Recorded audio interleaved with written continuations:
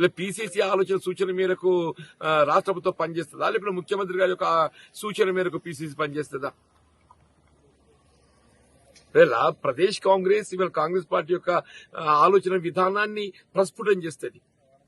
Congress party యొక్క ఆలోచన విధానాన్ని ప్రస్ఫుటం చేసేది ప్రదేశ్ కాంగ్రెస్. అటువంటి ప్రదేశ్ కాంగ్రెస్ ఆలోచనకు అనుగుణంగా పనిచేయాల్సిన ముఖ్యమంత్రి గారు ఏదైతుందో ఇలా ముఖ్యమంత్రి గారి యొక్క ఆలోచన సూచనకు అనుగుణంగా పిసిసి పనిచేసినాక ఇలా కార్యకర్తలకు గుర్తింపు లభిస్తుంది. ఇలా కాంగ్రెస్ పార్టీ ఉనికి కోల్పోవటానికి కారకులు ఎవరు? ఇలా ప్రదేశ్ కాంగ్రెస్ ఏదైతుందో నిస్సహాయత, ప్రదేశ్ కాంగ్రెస్ నిస్సహాయత, అధిష్టానం నిస్సహాయతతో ఏదైతుందో ఇలా రాష్ట్ర ప్రభుత్వం అదుపు చేయలేకపోవడంతో రాష్ట్ర ప్రభుత్వం ఇలా ఎన్నికల్లో చేసిన వాగ్దానాలు అమలు చేసే దిశగా ముఖ్యమంత్రి గారిని పై ఒత్తిడి తేవటం లోపల సభ్యులు కాలేకపోవడంతో ఈ పరిస్థితి ఎదురవుతుందని చెప్పంటూ నేను ఇవాళ ఏదైతుందో రేవంత్ రెడ్డి పోవాలి, కేసీఆర్ గారు రావాలనే ఒక నినాదం ప్రజలకు వెళ్తుందని చెప్పంటున్నా. నిరుద్యోగ భవిష్యత్తు ఏమవుతుంది? మొదటి సంవత్సరం 2 లక్షల ఉద్యోగాలు అన్నారు, రెండో సంవత్సరం 1 లక్ష ఉద్యోగాలు అన్నారు, 3 లక్షలు పోయింది. వాళ్ళు అధికారికంగా ఏం చెప్తున్నారు? 60,000 అని చెప్పంటున్నారు. అసలు ఇచ్చింది ఎన్ని? 17,000. ఎక్కడికి వెళ్ళి ఎక్కడ పోతున్నామని చెప్పంటున్నాను నేను. వాళ్ళ కాంట్రాక్ట్ అవుట్ సోర్సింగ్ ఉద్యోగస్తులు ఏదైతుందో వాడు ఉద్యోగం ఉంటుందో ఉడుతుందో తెలియని పరిస్థితి ఏర్పడని చెప్పంటున్నాను నేను. ఇలా ప్రజలు ఏదైతుందో ఆనాడు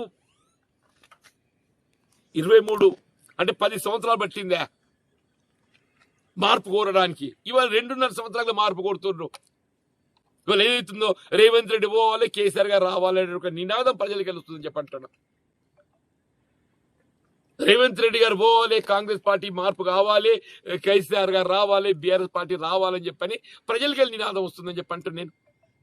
దాన్ని ఆలోచన చేయండి. ఇంకా 2 ఏళ్ళు అధికారంలో ఉండేది ఉన్నది.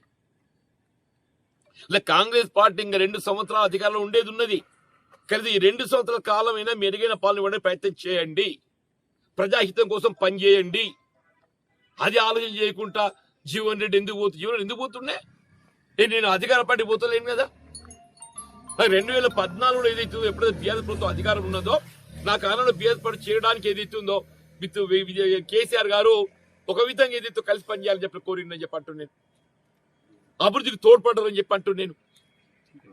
ఇవాళ శాసన మండలి 2019లో మొత్తం శాసన మండలి ఏకైక సభ్యున్నాయి. నేనే నాయకుడిని, నేనే సభ్యుడిని. నాకు ఈ పక్క వెళ్ళారు, ఆ పక్క వెళ్ళారు. ఒంటరి పోరాటం చేశాను అంటే ఒంటరి పోరాటం చేసిన. నాకు పార్టీ ప్రేమల చట్టం ఏదైతుందో నాకు ఆటంకం లేకుండే. పార్టీ ప్రేమల చట్టం కాంక్షించేవాడిని అయినట్టయితే నేను ఆనాడు బీఆర్ఎస్ పార్టీలో పోదని చెప్పంటున్నాను నేను.